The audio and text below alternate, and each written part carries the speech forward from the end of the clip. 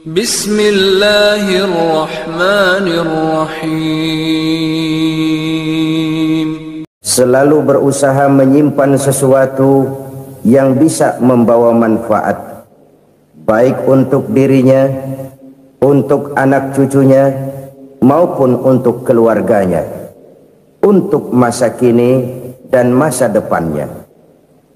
Kadang simpanan itu berbentuk uang, kadang berupa tanah, lain saat berbentuk pabrik, dan lain sebagainya. Sementara masa depan yang paling pasti adalah akhirat. Jika untuk masa depan dunia kita rela memeras keringat, membanting tulang, pergi pagi dan pulang petang, menyimpan uang, menyimpan tanah, menyimpan pabrik, pernahkah kita merenung jika satu saat kiamat datang, kita dibangkitkan dari kubur masing-masing, berdiri di padang mahsyar untuk mempertanggungjawabkan seluruh kegiatan hidup kita di dunia ini, lalu kita akan menuju ke alam akhirat. Sudahkah kita mempunyai simpanan untuk akhirat kita? Pada pertemuan kali ini saya ingin menyampaikan sebuah hadis di mana Rasulullah sallallahu alaihi wasallam bersabda, arba'un min kanzil jannah. Simpanan sorga ada 4 macam. Yang pertama, ikhfa'us sadaqah, menyembunyikan sedekah. Saudara-saudara kaum muslimin, sebagaimana yang kita maklum bahwa Allah Subhanahu wa taala melebihkan sebagian rezeki dari kita terhadap yang lain.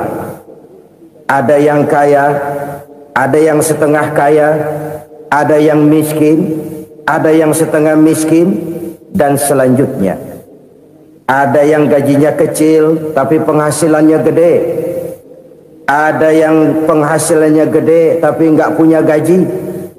Ada juga yang memang gajinya gede dan penghasilannya gede. Kelebihan rezeki merupakan sunnatullah dan tidak harus membuat kita merasa lebih dari yang lain. Bahkan sebaliknya, kelebihan itu harus membuat kita ringan tangan untuk menolong mereka yang memang memerlukan pertolongan. Kalau saudara diberikan ilmu, maka pertanyaan akhirat cuma satu: ilmumu kau amalkan untuk apa? Kalau saudara diberikan umur yang panjang, pengadilan akhirat juga bertanya satu: umurmu kau habiskan di mana? Tapi kalau saudara diberikan harta, pengadilan akhirat akan bertanya dua: hartamu kau dapat dari mana? Kau belanjakan kemana? Dari mananya ditanya, dan kemananya juga ditanya. Oleh karena kita akan dimintakan pertanggungan jawab, maka amanah yang bernama harta ini harus kita gunakan dengan sebaik-baiknya. Ada penggunaan yang merupakan kewajiban, itu zakat namanya. Ada penggunaan yang sewaktu-waktu, itu infak namanya. Ada yang lebih sewaktu-waktu lagi, dan itu sedekah namanya. Zakat dia terikat oleh haul dan nisab, oleh putaran batas waktu dan ukuran dari harta itu sendiri. Sedangkan infak terikat oleh situasi dan kondisi perekonomian seseorang. Sedangkan sedekah tidak terikat dengan apapun. Dalam kondisi seperti apapun kita bisa melakukan sedekah dengan yang terkecil sekalipun. Sampai-sampai Rasulullah sallallahu alaihi wasallam mengajarkan, la tahqiranna minal ma'rufi syai'an walau an talqa akhaka biwajhin talik. Atau ada hadis, tabassumuka fi wajhi akhika laka shadaqah. Senyumanmu kepada temanmu adalah sedekah. Jadi untuk melakukan sedekah tidak harus dalam berbentuk uang. Dengan ilmu kita bisa sedekah, dengan tenaga kita bisa bersedekah, dengan pikiran kita bisa bersedekah, bahkan senyum kepada teman itu pun sedekah. Jadi kalau sedekah dengan uang memang belum punya uang, nyengir aja banyakin. Itu asal pada tempatnya, jangan lalu ketemu tiang listrik cengengesan. Tentu tidak pada tempatnya dan tidak wajar. Nah, Sedekah yang paling dicintai Allah adalah sedekah yang disembunyikan. Artinya jauh dari sifat riya. Kan kadang-kadang ada orang sedekah itu disebutkan namanya. Apa tidak bagus? Kalau memang niatnya ikhlas, ya bagus-bagus saja. Untuk memberikan sugesti kepada yang lain. Si Fulan bin Fulan nyumbang sekian, diumumkan. Boleh kalau niatnya untuk memberikan rangsangan kepada yang lain supaya dia menyumbang lebih besar dari orang tadi. Tapi kalau itu mendatangkan riya, maka sedekah yang paling dicintai Allah adalah sedekah yang disembunyikan. Tangan kiri saja tidak tahu apa yang diberikan oleh tangan kanan.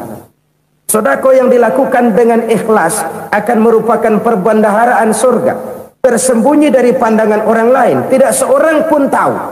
Karena memang sikap yang baik adalah melupakan kebaikan dan mengingat kesalahan. Itu salah satu ciri orang bahagia. Orang yang selalu mengingat kesalahannya dan berusaha melupakan segala kebaikannya. Kalau dia akan berada kebaikan, dia tidak bisa ikut, dia merasa rugi karena dia merasa belum pernah berbuat baik. Tapi kalau akan melakukan kesalahan baru, dia ingat kesalahan yang sudah-sudah, sehingga terhalang baginya untuk melakukan satu kesalahan baru. Demikianlah saudara-saudara, bahwa Allah melebihkan rizki sebagian kita dari yang lain, agar terjadi tolong menolong dalam kehidupan ini. Jadi kesenjangan yang nature, kesenjangan yang alami, itu sunnatullah. Ada yang kaya, ada yang miskin, ada yang kelas menengah. Nah, kenapa lalu sekarang kita berusaha mengentaskan kemiskinan? Oleh karena adanya kesenjangan struktural. Kalau yang kaya bisa semakin kaya, kenapa yang miskin tidak bisa naik jadi ikut sedikit kaya? Sebab pada dasarnya Islam adalah agama yang sejak turunnya sudah berupaya memerangi kemiskinan. Bahkan dikatakan kemiskinan itu mendekatkan kepada kekufuran. Orang kalau miskin udah dekat banget sama kafir. Gampang menjadi kafir. Berapa banyak saudara-saudara kita yang oleh karena soal perut, oleh karena soal materi, terpaksa meninggalkan dan menanggalkan akidahnya, menjual petunjuk yang diberikan Allah dengan kesenangan dunia yang cuma sebentar ini. Na'udzubillah thumma na'udzubillah. Jadi makin kita sembunyikan satu sedekah, semakin banyak perbendaharaan kita di surga. Sedekah yang paling dicintai Allah adalah sedekah yang disembunyikan. Malahan ada seorang sufi, dia punya kebiasaan kalau pergi sholat Jumat dia bawa uang, itu uang dia taruh di bawah tikar masjid. Dia niat sedekah kepada siapa saja yang nemuin itu duit. Maksudnya apa? Supaya yang nemuin nggak tahu siapa yang punya duit. Demikian dia saking ingin menyembunyikan sedekahnya. Karena sifat riya itu bisa memakan amal kita sendiri. Riya itu termasuk menyebut-nyebut kebaikan kita. Orang yang suka nepuk dada, sedikit-sedikit ngitungnya kalau nggak gua. Tuh kalau nggak gua tuh. Tuh yang belas itu kalau nggak gua, kalau nggak gua. Iya kalau nggak lu kenapa emang? Orang yang suka menepuk jasad, tuh biasanya memang begitu saudara-saudara. Kalau perang lagi berkecamuk, orang nggak sempat ngaku jadi pahlawan. Tapi begitu perang selesai, yang kagak kenal bedil ngaku pahlawan, mas. Itu sesuatu yang biasa. Oleh karenanya, orang-orang yang ikhlas dalam bersedekah, disembunyikannya sedekah itu, Allah cinta betul. Malahan ada hadis memberikan jaminan, inna shadaqatal mar'il muslimi tazidu fil umri wa tadfa'u mitatas su'i. Sesungguhnya sedekahnya seorang mukmin tazidu fil umri, bisa menambah umur panjang, wa tadfa'u mitatas su'i, dan menyelamatkan manusia dari mati secara su'ul khatimah. Jadi siapa yang kepengen panjang umur, banyaklah sedekah. Yang bosan hidup, pelit terus. Sedekah menambah panjang umur dan menyelamatkan manusia dari mati secara su'ul khatimah. Pak, katanya umur itu nggak bisa ditambah, nggak bisa dikurangin. Kapan? Kalau ajal sudah datang. Fa idza jaa ajaluhum la yastakhiruna sa'atan wa la yastaqdimun. Kalau ajal datang tidak bisa dimajukan, tidak bisa dimundurkan. Itu kalau ajal sudah datang. Tidak bisa lagi umur ditambah dikurangi, sudah datang. Tapi kalau belum datang, itu kan haknya Allah. Mau ditambah, mau dikurangi, hak prerogatif Allah. Sebagai pencipta manusia, Allah Maha Kuasa dan Maha Mampu. Sedekah ini menambah panjang umur dan menyelamatkan manusia dari mati secara su'ul khatimah. Itu orang mati kan sama ya, kondisinya mati, nggak nafas. Tapi hakikat mati kan lain-lain. Ada yang mati itu husnul khatimah, baik akhirnya. Misalnya lagi ngaji mati, lagi sholat mati, lagi sedekah mati. Ini yang dinamakan dengan husnul khatimah, baik di akhirnya. Sebaliknya ada yang su'ul khatimah, jelek di akhirnya. Ini yang jadi catatan akhir. Lagi nyekek botol, mampus. Lagi banting kartu, modar. Su'ul khatimah, jelek pada akhirnya. Sedekah menyelamatkan manusia dari mati secara su'ul khatimah. Dan kita semua kepengen mendapat husnul khatimah, jauh dari su'ul khatimah. Oleh sebab itu yang bisa menyelamatkan kita dari penyakit itu antara lain adalah sedekah yang disembunyikan, yang dikerjakan dengan ikhlas karena Allah, tidak karena kepengen dipuji orang, tidak karena ingin dikatakan orang pemurah. Sebab orang dermawan itu orang yang memberi tanpa harus diminta. Kalau masih harus diminta, ya belum dermawan namanya, masih harus diminta. Kalau nggak diminta ya tulus, lolos, polos. Saudara-saudara kaum muslimin rahimakumullah, harta adalah amanat dan akan kita pertanggungjawabkan. Allah melebihkan rizki sebagian kita dari yang lain agar kita saling tolong menolong, bantu membantu. Nabi janjikan siapa yang meringankan beban saudaranya muslim di dunia, Allah akan meringankan bebannya di akhirat nanti. Sebuah jaminan dari baginda Nabi. Si orang yang kita bantu barangkali tidak bisa membalas, Allah yang akan membalas lewat jalan lain yang tidak pernah kita sangka-sangka. Ada orang tanya, Pak, ini ada orang nyumbang masjid sambil marah-marah, bagaimana? Saya bilang sumbangannya aja ambil, marahnya jangan. Marahnya jangan diambil, itu urusan dia. Saudara-saudara kaum muslimin rahimakumullah, umat Islam ini kan umat yang punya potensi besar. Kadang kita merenung, kenapa kadang-kadang pembangunan masjid kok lambat sekali? Kalau hotel hari ini peletakan pertama, bulan depan peresmian. Supermarket hari ini peletakan batu pertama, minggu depan peresmian. Tapi kalau sudah yang namanya masjid, kadang-kadang peletakan batu pertama sekaligus jadi batu terakhir. 3 tahun, 4 tahun, campur nebar jalak di jalanan, duit dijaring kayak ikan sepat. Apa tidak ada orang Islam yang kaya? Banyak. Apa tidak ada pengusaha muslim yang jadi konglomerat? Ada. Lalu yang belum banyak itu yang komit terhadap nilai-nilai agamanya. Akhirnya kita jatuh jadi umat yang lemah. Belum ada pengusaha konglomerat muslim buka pabrik supermi cap bedug misalnya umpamanya atau pabrik kecap cap sorban supaya identitas keislamannya sedikit kelihatan. Kita jatuh jadi umat yang lemah karena potensi tidak terinventarisir dengan baik. Kita ini ibarat kompor yang cuma matengin nasi orang lain. Potensi kita dimanfaatkan oleh orang lain. Ukhuwah Islamiyah kita baru terbatas kepada silaturahmi. Ukhuwah di bidang ekonomi kita lemah, ukhuwah di bidang kebudayaan kita lemah, apalagi ukhuwah di bidang politik kita lebih rapuh lagi. Padahal ukhuwah itu adalah totalitas kehidupan manusia, menyangkut ipolek sosbud, memerlukan nilai-nilai ukhuwah.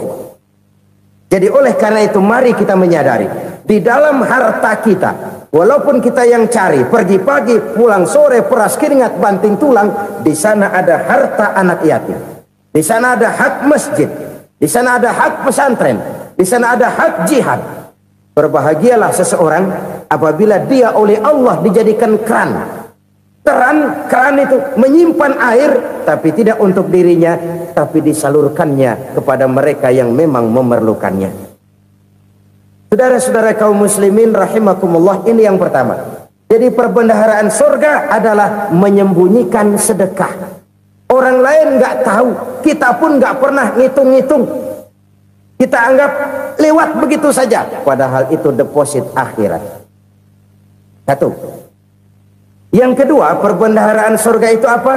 Wa kitmanul musibah, menyembunyikan kesulitan. Kadang orang takut menghadapi kesulitan, tapi makin kita merenung, hidup ini kan sebenarnya urusan. Takut sama urusan ya jangan hidup. Tandanya orang hidup itu kalau punya urusan. Urusan melupakan problem, problem sering menimbulkan kesulitan. Kesulitan bukan untuk ditakuti, tapi untuk diatasi dan dicarikan jalan keluarnya. Siapa sih orangnya yang nggak pernah sulit-sulit? Makin tinggi status sosialnya, makin gede urusannya. Makin tinggi kualitas imannya, makin berat tingkat kesulitannya. Cuma memang yang namanya enak itu seperti pelangi. Biang lala itu nggak pernah di atas kepala kita, di atas kepala orang melulu. Lu sih enak lu, kata kita. Dia juga bilang yang enak kan lu. Pelangi itu nggak pernah di atas kepala kita. Kata tukang beca, aduh enak ya naik Mercy. Kata tukang beca, apa yang di dalam mobil Mercy? Aduh enak bener tukang beca, di jok ngeringkuk ngorok pulas bener. Saya kamar pakai AC sejuk, tempat tidur sutra empuk, alga spring bed, gula kulik nggak bisa pulas kalau belum minum Valium, belum tidur. Enak bener tukang beca, di jok ngorok nggak tahu wetan kulon. Si tukang beca bilang yang di Mercy enak, yang di Mercy bilang tukang beca enak. Inilah enak, nggak pernah di atas kepala kita, di atas kepala orang lain melulu enak itu. Nah saudara-saudara, yang merupakan perbendaharaan surga itu orang yang bisa menyembunyikan kesulitan, baik pribadi ataupun rumah tangga. Nih terutama rumah tangga yang jadi soalnya. Kadang-kadang kita ini kalau senang, sebaliknya kalau senang kita diam, kalem aja, cuek. Banyak banget duit kita bawaan, diam aja udah. Malah ketemu orang takut. Tapi begitu susah, sekampung tahu. Padahal Nabi mengajarkan perbendaharaan surga itu menyembunyikan musibah, menyembunyikan kesulitan. Kalau enak, cerita sama orang-orang. Kalau nggak enak, rasain sendiri, tekan sendiri, atasin sendiri. Kita kan sebaliknya, senang kita diam, asal lagi susah, paling tidak kita nyari teman buat cerita kesusahan. Siapa orangnya yang nggak pernah susah? Cuma soalnya bagaimana kita mengatasi kesusahan itu sendiri. Begitu juga misalnya kalau orang sudah berumah tangga, itu orang tuanya harus menjadi tempat dia cerita yang enak-enak saja. Yang nggak enak rasain berdua, selesaikan berdua, atasin berdua. Jangan dibalik. Asal senang diam, giliran susah saja. Maknya laporan. Terbalik. Bisa menjaga security informasi. Maka nama bayam keluar diam, malah seluitan. Enak amat lo makan daging ayam. Security informasi. Saudara-saudara kaum muslimin rahimakumullah, ujian yang terberat itu yang pernah diberikan kepada para nabi, para rasul, para aulia, para ulama. Makin tinggi keimanan, makin berat bentuk kesulitan. Ayo saya kemukakan satu contoh saja.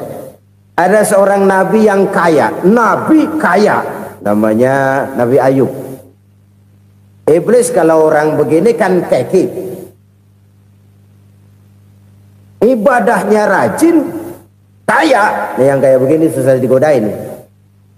Kalau ibadahnya rajin, miskin, kali bisa disogok. Sini imannya mantap, ibadahnya rajin, kaya, nabi lagi. Oh, tapi namanya iblis nggak kurang akal. Laporan, Tuhan, kenapa Les? Ya ini bahasa saya, bahasa Qurannya sih nggak gitu. Itu hambamu yang namanya Ayub, dia rajin ibadah cuma karena dikasih kaya aja. Coba kasih miskin dia, berhenti dia sembahyang. Ah, kamu bisa aja. Saya tahu Ayub itu hambaku yang ikhlas. Saya buktiin Tuhan, silahkan. Dibuktiin lah, iblis turun ke alam ini. Yang mula-mula dia lakukan, dia rusak sawah ladang Nabi Ayub. Dia binasakan binatang ternak Nabi Ayub. Sehingga dalam waktu singkat, jatuhlah Nabi Ayub dari orang paling kaya jadi orang paling miskin. Beliau masih ibadah di mihrab dalam masjid. Datang iblis. Saudara Ayub, ya, lagi ngapain? Ibadah. Nyembah Allah, nyembah Allah. Oh, percuma. Kenapa? Tuhan yang ente sembah nih, dia udah bikin miskin ente. Sawah ladang ente hancur lebur, binatang ternak binasa. Sekarang ente jadi orang paling miskin. Ngapain nyembah Tuhan kayak begitu? Tekor. Udah berhenti dah ibadah, berhenti ibadah. Ini iblis sama Tuhan laporannya lain, yang dikerjakan kepada Nabi Ayub juga lain. Benar begitu iblis kata Nabi Ayub? Iya. Sawah ladang saya habis, buras. Binatang ternak saya binasa, binasa. Saya miskin, bangpak. Apa jawab Nabi Ayub? Bukan innalillahi, ya, ini hebat. Alhamdulillahillazi a'tani wa akhza minni. Segala puji bagi Allah yang telah memberikan harta kepada saya dan sekarang mengambilnya lagi. Alhamdulillah. Allah yang ngasih, Allah yang ambil. Itu mah urusan Allah. Iblis cuman ibadah jalan terus, sujud lagi Nabi Ayub. Iblis seleher gondok banget. Dasar Nabi nggak mempan dia apa-apain. Miskin malah alhamdulillah. Allah yang ngasih, Allah yang ngambil. Jadi kalau kita tidak komit, kita tidak terikat kepada kaya, miskin, senang, susah, apa yang bisa bikin kita susah? Jadikan kekayaan, kemiskinan, jadikan senang, susah sebagai anak buah yang bisa kita atur. Jangan kekayaan ngatur kita, jangan kemiskinan ngatur kita. Kita yang harus mengatur mereka. Senang, susah, kaya, miskin, bahagia, sengsara, jadikan itu anak buah yang bisa kita atur. Kalau sekarang kita kaya, lain saat boleh jadi kita miskin, semiskin-miskinnya. Allah yang ngasih, Allah yang ngambil. Tenaga mana yang bisa menghalangi? Ibadah jalan terus. Iblis makin gondok. Dasar Nabi loh. Akhirnya apa? Nabi Ayub dikerjain, diberikan penyakit. Demikian fatal penyakitnya. Bayangin, udah miskin sakit. Masya Allah. Miskin sakit. Sakitnya nggak lama, kira-kira 16 tahun. Istrinya 3, 2 mental minta ceraiin. Ngerawatin laki bengek begini. Senang belum tentu, susah udah pasti nih. Cerai aja, cerai dah. Cerai. Tinggal satu Siti Rahmah yang setia menemani beliau. Sesetia-setianya hati perempuan. Satu saat Siti Rahmah bilang, "Bang, iya, abang kan Nabi bang. Lalu namanya Nabi kan doanya jarang meleset bang. Maksud kamu minta kenapa sih sama Tuhan biar abang sembuh baik dah bang?"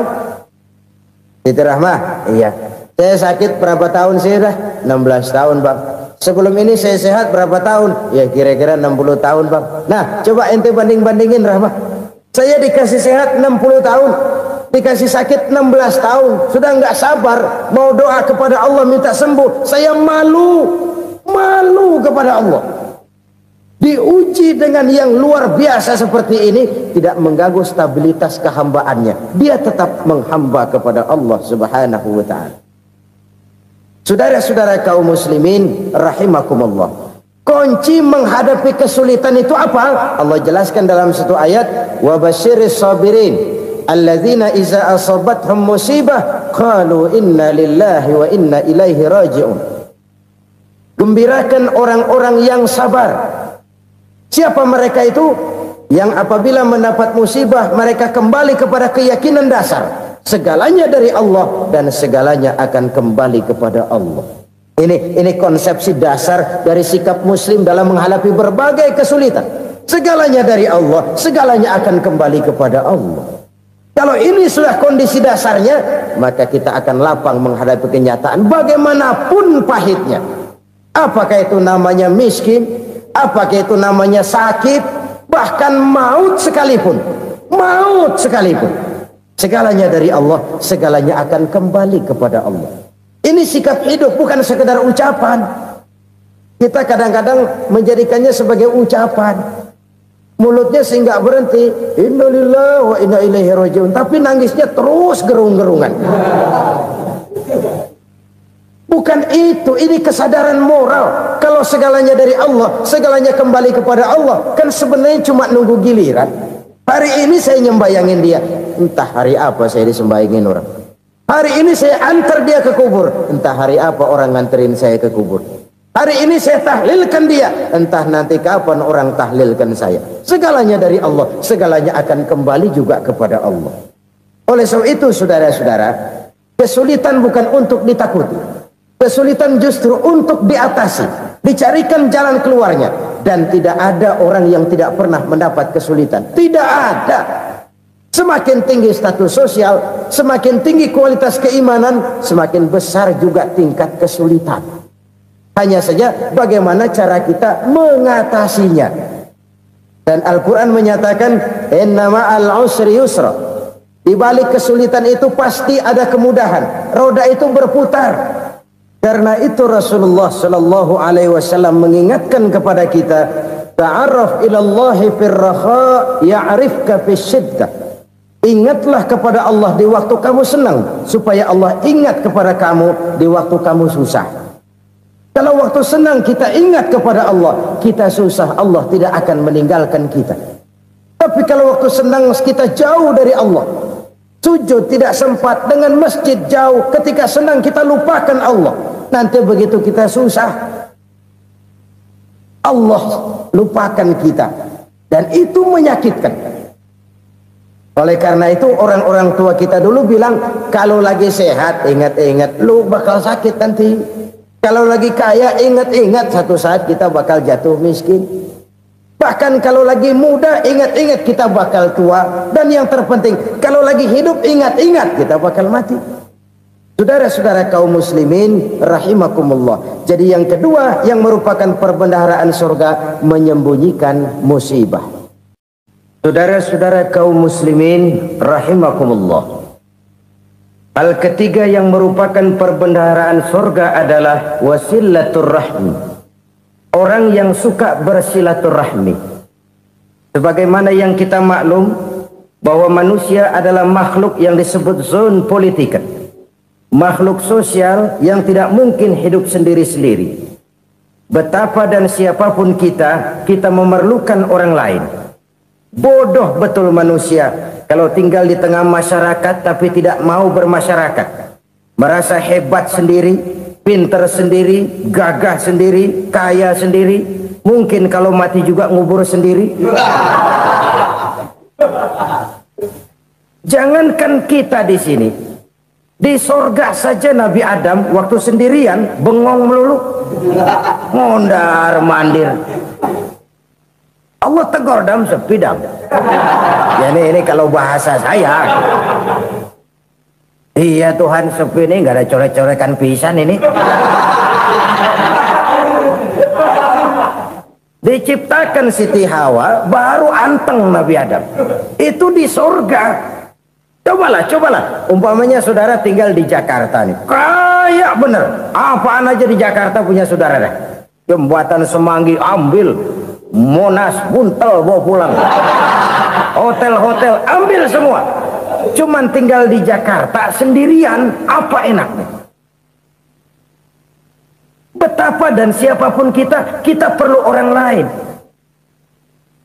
Tidak ada seorang pun yang bisa memenuhi kebutuhan hidupnya secara sendiri-sendiri. Nah, Islam telah menyelamatkan manusia dari ras diskriminasi, mengikat manusia dengan persaudaraan yang berlandaskan kepada akidah. Karena itu dianjurkan bersilaturahmi.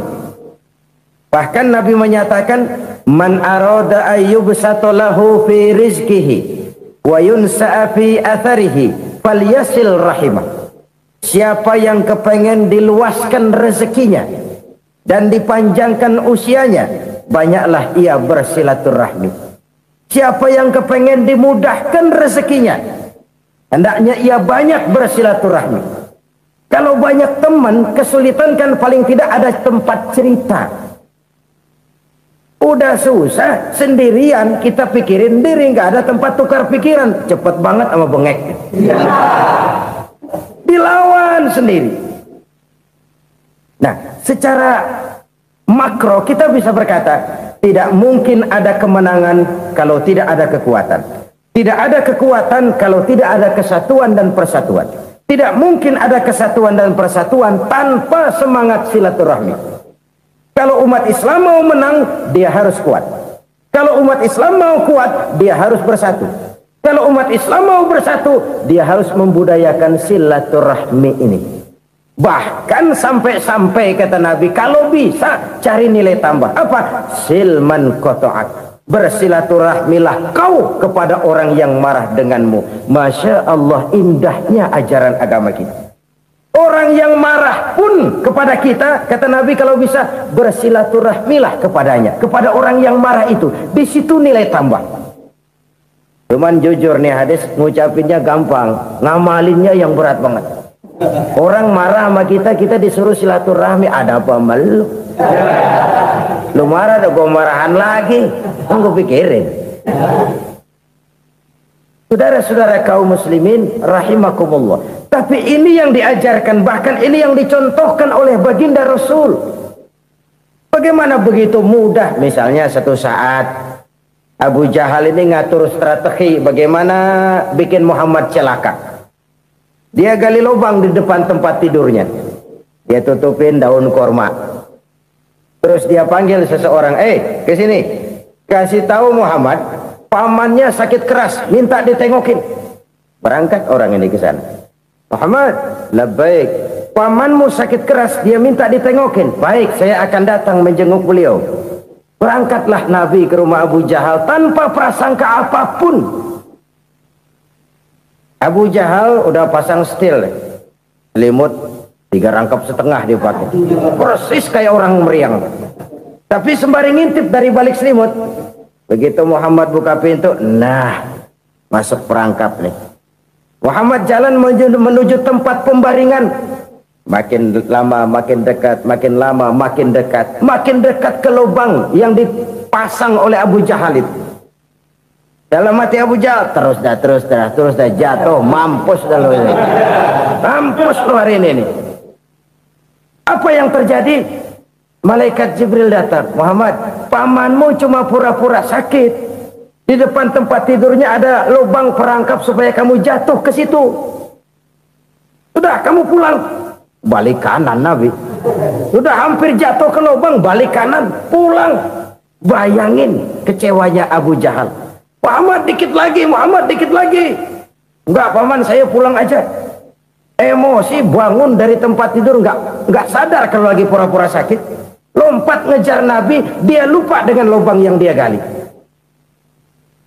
Pusrak, nyemplung sendiri ke dalam lubang.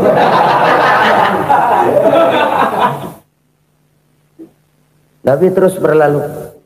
Ini terjadi keanehan. Jatuh ke lubang yang dia gali itu sebenarnya nggak terlalu dalam ya, antara 3-4 meteran lah. Tolong saya jatuh ke lubang ini. Datanglah pelayan-pelayannya itu. Angkat saya dari sini. Oh, yang ngulurin tambang. Satu gulung, belum juga nyampe itu tambang. Kurang, beli lagi ke warung.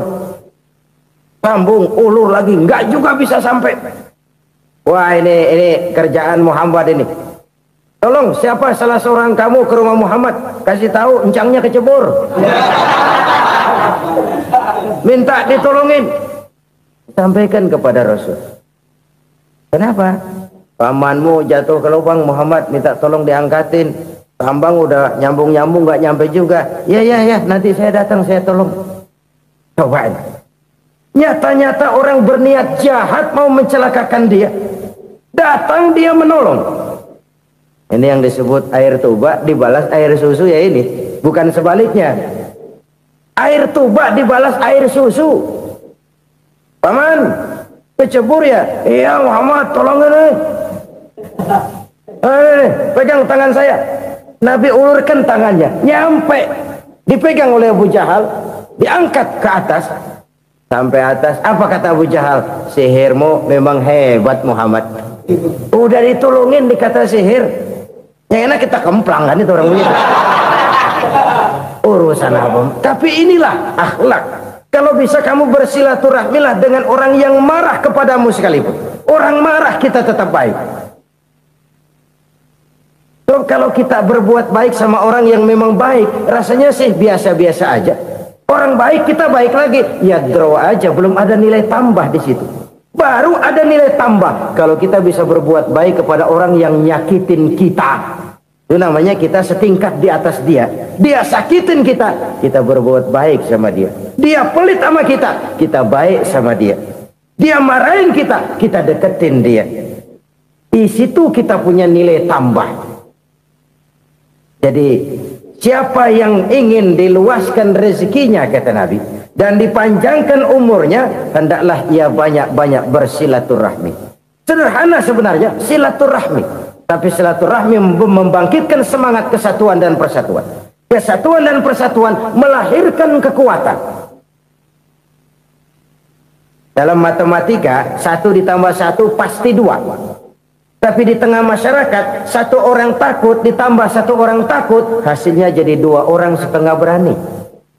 Kenapa setengah berani? Karena udah berdua. Tadi pan takut sendirian. Kalau dia kumpul turu-turu takut lah jadi berani. Kita yang lemah, kita yang tidak berdaya, kita yang miskin, kalau mau kompak bersatu, apa yang nggak bisa kita kerjain?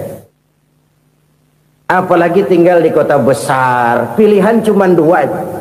Bertahan atau minggir. Bertahan atau minggir. Untuk bisa bertahan harus mampu bersaing. Untuk mampu bersaing harus punya keahlian. Keahlian harus ditunjang dengan pendidikan, ditambah oleh kekompakan sebagai umat. Udah miskin mencar mulu, orang injek kita. Orang nggak pandang urusan apa yang malu. Oleh karena itu silaturahmi pada hakikatnya merupakan roh dari ukhuwah yang diajarkan oleh agama kita. Bagaimana Islam menyelamatkan masyarakat manusia dari ras diskriminasi, mengikat manusia, dan tidak ada persaudaraan yang lebih indah selain persaudaraan yang diikat dengan nilai-nilai akidah. Sepanjang orang di jalan Allah, itulah saudara kita. Keluar dia dari jalan Allah, selesailah persaudaraan sampai di situ. Karena itu kalau ingin menyimpan sesuatu di surga, banyaklah bersilaturahmi.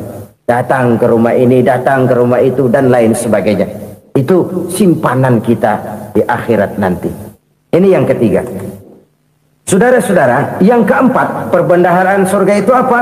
Wa qawlu la hawla wa la quwwata illa billah. Ucapan la hawla wa la quwwata illa billah. Ibadah kan ada yang berat, modalnya besar. Bangun masjid berat, modalnya besar. Bangun rumah sakit berat, modalnya besar. Ada ibadah yang berat tapi modalnya ringan. Misalnya puasa. Puasa itu berat, mengendalikan nafsu. Kalau sekedar nggak makan nggak minum sih enteng, mengendalikan nafsu. Itu jihad terbesar, tapi kan modalnya ringan, cuma niat saja. Ini ibadah berat, modalnya ringan. Ada ibadah yang ringan, modalnya juga enteng. Seperti termasuk ucapan la haula wa la quwwata illa billah. Tanpa sadar, la haula wa la quwwata illa billah. Nyelengin tuh di surga. Nyelengin, kita nggak terasa, nyelengin simpenan akhirat. La haula wa la quwwata illa billah, nyimpan lagi.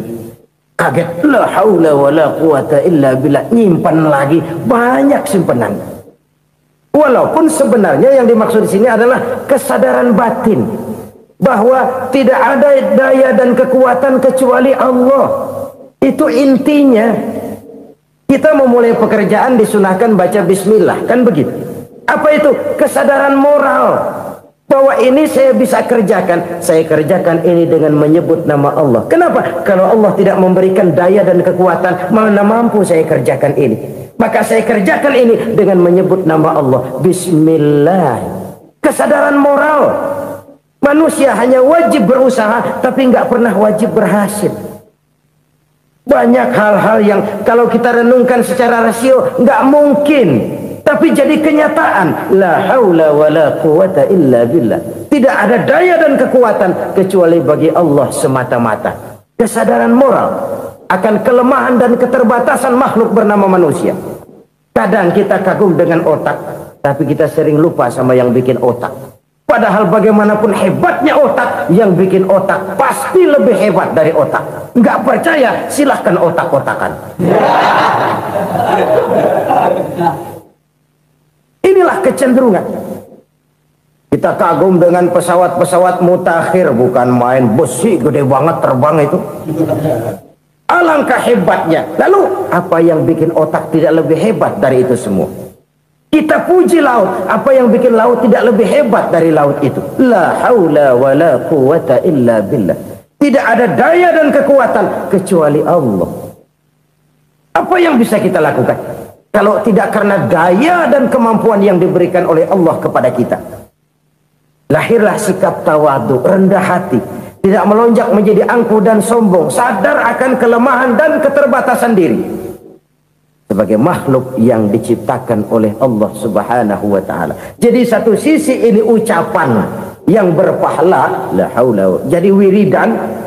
Pada sisi lain ini kesadaran moral, sikap mental, kesadaran batin bahwa yang punya daya dan kekuatan itu cuma Allah. Kita nggak pantas untuk sombong, sebab sombong itu pakaiannya Allah. Kita nggak sedang pakai pakaian Allah, kegedean. Dan makin kita renungi, makin terbentur. Apa sih yang bisa kita sombongin? Kita mau sombong apa? Kaya? Pintar? Itu kan semua relatif. Di atas langit masih ada langit lagi. Jadi oleh karenanya, marilah kita menyadari. Manusia hanya wajib berusaha, tapi tidak pernah wajib berhasil. Yang berusaha saja tidak wajib berhasil, apalagi yang tidak berusaha. Islam bukan agama orang pemalas yang selesai sholat lalu endelohom, nggelenggem ayem-ayem. Tapi Islam bukan agama orang sombong yang setelah berusaha lalu tidak memerlukan Allah. Kita bisa saja bikin proyeksi, tahun sekian kita bakal panen besar menurut perhitungan otak. Tapi ada kejadian lain. Apa? Tikus ngambek. Habis itu dimakanin tikus, panen gagal. Proyeksi rasional gagal oleh tikus-tikus yang ngambek itu. Bisa saja terjadi. Tahun depan kita panen besar, urung. Kenapa? Musim panas panjang. Jadi sekarang ini koran-koran bikin berita musim mengalami penyelewengan. Bukan cuma manusia yang nyeleweng sekarang. Musim pakai nyeleweng. Mestinya kan musim hujan udah selesai, masih hujan-hujan juga. Musim.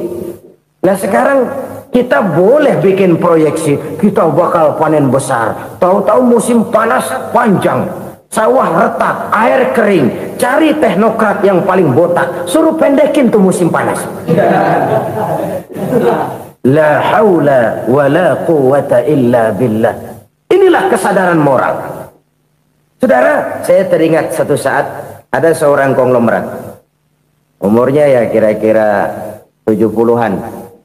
Satu saat dia ditanya oleh wartawan, "Pak, umur Bapak berapa sih?" "Ya paling 10 tahun." 10 tahun? 10 tahun? Anak Bapak berapa orang? Satu saja? Satu. Harta Bapak berapa? Ya paling-paling bangsa 7 juta kali. 7 juta? Iya. Pak, kenapa Bapak bohongi saya? Bapak punya buku biografi. Koran-koran, majalah-majalah banyak memuat cerita riwayat hidup Bapak. Saya tahu umur Bapak 70. Kenapa bilang cuma 7 tahun? Saya tahu anak Bapak 8. Kenapa cuma bilang 1? Saya tahu harta Bapak miliaran, mungkin triliunan. Pabrik di mana-mana, bank di mana-mana. Kenapa bilang uang Bapak cuma 7 juta? Nah, kata si konglomerat tadi, kamu benar nak, kamu benar. Umur saya kalau jumlahnya memang 70 nak.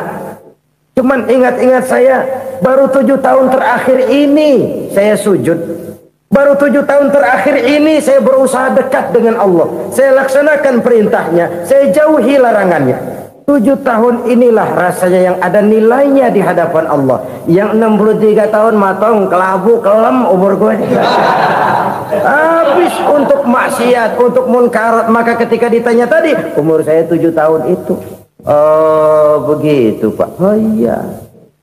Lalu anak Pak, anak Bapak kan 8. Kenapa bilang cuma 1? Nah, kalau jumlah hitungannya memang anak saya 8. Tapi dari 8 orang ini rasanya cuma 1 nih yang bakal jadi buah hati, belahan jantung, pelanjut cerita, penerus sejarah, bakal jadi anak soleh yang akan mendoakan saya. Cuma 1 rasanya anak saya ini yang bakal jadi buah hati saya, besar-besaran saya, yang akan mendoakan di kubur saya, yang akan mendoakan di akhirat saya. Yang 7 orang mana, masya Allah, yang 1 tenggeng, yang 1 nyekek botol mulu, yang 1 nggak karu-karuan. Makanya saya bilang 1 anak saya yang akan bisa mendoakan saya. Oh begitu Pak. Iya. Nah harta Pak, harta Bapak kan triliunan. Pabrik Bapak di mana-mana. Uang Bapak hampir di tiap bank-bank besar. Kenapa bilang cuma 7 juta? Betul kau nak. Harta saya kalau jumlahnya memang miliaran, triliunan mungkin. Tapi yang saya ingat baru 7 juta tuh yang saya belanjakan di jalan Allah. Saya nyumbang masjid, saya santuni yatim piatu, saya bantu pembangunan pesantren, saya bantu pembangunan rumah sakit Islam. Itu yang akan saya bawa pulang ke akhirat, yang 7 juta itu. Yang triliunan itu nanti akan diperebutkan oleh anak-anak saya sebagai waris saya. Jadi harta saya 7 juta itu yang bakal nemenin saya di akhirat, yang akan saya bawa pulang jadi teman saya. Saudara-saudara kaum muslimin, jangan-jangan orang tua itu adalah kita-kita ini. Jangan-jangan kita-kita ini adalah orang tua itu. Jangan-jangan itu potret dari diri kita masing-masing. Dari sekian umur yang diberikan Allah, berapa tahun yang ada nilainya di hadapan Allah? Dari sekian anak-anak yang merupakan amanah, berapa yang akan mendoakan kita sebagai orang tuanya menjadi anak soleh? Dari sekian banyak harta yang diberikan Allah, berapa yang akan kita bawa pulang menghadapnya nanti, yang kita belanjakan di jalan Allah? Ini sebuah potret kehidupan. Karena itu kita kembali kepada la haula wa la quwwata illa billah. Kita wajib berusaha, kita wajib berikhtiar. Selebihnya segala daya dan kekuatan hanya milik Allah saja semata-mata. Satu kesadaran batin dari setiap pribadi muslim. Setelah ia berusaha dan berikhtiar, ia menyerahkannya kepada Allah Subhanahu wa ta'ala. Jadi satu sisi ini merupakan wiridan ucapan yang mengandung pahala, pada sisi lain ini merupakan sikap batin dari seorang muslim di dalam ia menghadapi realitas kehidupan ini. Saudara-saudara kaum muslimin rahimakumullah, kalau ini kita jadikan satu basis kehidupan, maka ini akan menyelamatkan manusia dari kemungkinan tergelincir menjadi orang yang lupa diri dan lupa darat. Sebab itu Imamul Ghazali berpesan, jadidis safinah fa innal bahra amiq wa khuziz zad fa inna safara ba'id wa khaffifil hamla fa innal hamla sadid. Perbarui selalu kapalmu karena lautan sangat dalam. Bawa bekal yang banyak karena perjalanan ini sangat jauh. Ringankan beban karena kebanyakan beban akan menyakitkan. Alangkah indah kalimat ini, alangkah dalam makna yang terkandung di sana. Perbarui selalu kapalmu karena lautan sangat dalam. Apa artinya ini? Jaga mentalmu baik-baik. Pelihara imanmu baik-baik, karena hidup penuh cobaan seperti lautan. Kita kalau berlayar di lautan kan kadang-kadang tenang, angin bertiup sepoi-sepoi basah. Jika malam datang, bintang gemintang bertabur menghias cakrawala. Rembulan memantulkan sinarnya dengan indah. Dalam keadaan begitu berlayar enak. Tapi lain saat ombak menggunung, halilintar menyambar, angin topan bertiup. Berapa banyak sudah saudara-saudara kita yang tenggelam di lautan dunia tanpa sadar bahwa dia belum sampai kepada pantai yang akan dituju. Berapa banyak sudah saudara-saudara kita yang tenggelam di lautan dunia ini tanpa sempat bangkit lagi. Dia menyangka sudah sampai kepada tujuannya. Hati-hati kapal jangan sampai bocor karena lautan sangat dalam. Iman ini jaga baik-baik karena hidup penuh dengan ujian. Wa khuzizat fa inna safara ba'id. Bawa bekal yang banyak karena perjalanan sangat jauh. Saudara mau ke Bandung, bawa duit. Saudara mau ke Surabaya, banyakan lagi duitnya. Saudara mau ke Mekah, gepokan, iketan tuh duit nggak lembaran lagi. Makin jauh perjalanan, makin banyak bekal yang harus kita bawa. Kalau saudara dari Jakarta mau ke Surabaya, kagak bawa duit berangkat juga, itu sih bukan berani namanya, nekat. Sampai Surabaya belum tentu, sengsara di jalan udah pasti. Kenapa? Nggak bawa bekal berangkat. Sama juga kita nih, misalnya belum sempat sembahyang, mati. Waduh, berani banget orang. Belum punya bekal, mati. Sengsara di jalan. Atau bekal tidak cukup. Dari Jakarta saudara mau ke Surabaya, bawa duit 500 perak. Paling jauh Cikampek nyampenya itu. Paling jauh itu. Antara jauhnya perjalanan dengan bekal yang saudara bawa tidak seimbang. Hidup ini perjalanan panjang. A walking tour. Dimulai dari alam arwah. Sebelum jasad diciptakan, roh diciptakan lebih dulu. Dari situ pindah ke alam rahim. Dari alam rahim pindah ke alam dunia. Dari alam dunia pindah ke alam barzah. Baru menuju akhirat. Satu perjalanan panjang. Kalau bekal tidak bawa, sengsara di jalan. Bawa bekal yang banyak karena perjalanan ini sangat jauh. Wa khaffifil hamla, ringankan beban karena beban itu cuma akan menyulitkan. Kalau bekal itu sih keperluan, tapi beban nggak kita perluin, cuma ngeberat-beratin.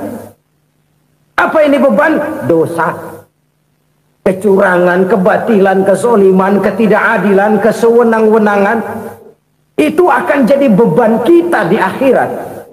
Alangkah celakanya, perjalanan panjang, bekal tidak bawa, beban kelewat banyak, alamat sengsara di jalan. Pahala tidak ada, dosa berlipat ganda. Na'udzubillah, summa na'udzubillah. Kalau kita rangkum nasihat Al-Ghazali dengan kisah si konglomerat tadi, kita akan mengambil kesimpulan. Pertama, bekal terbaik dalam menghadapi gejolak kehidupan ini tidak lain adalah iman. Yang kedua, pahala dan dosa. Dua hal kontroversial. Pahala adalah bekal, dosa adalah beban. Tapi kita sekarang kan tidak begitu terangsang kepada yang abstrak. Orang berlomba mencari yang konkret-konkret saja, yang real. Kalau memang dosa, benjol dong, kira-kira begitu. Kira-kira begitu. Persis orang Yahudi dulu. Orang Yahudi itu kan pernah minta kepada Nabi Musa, Ya Musa, lan nu'mina laka hatta narallaha jahrah.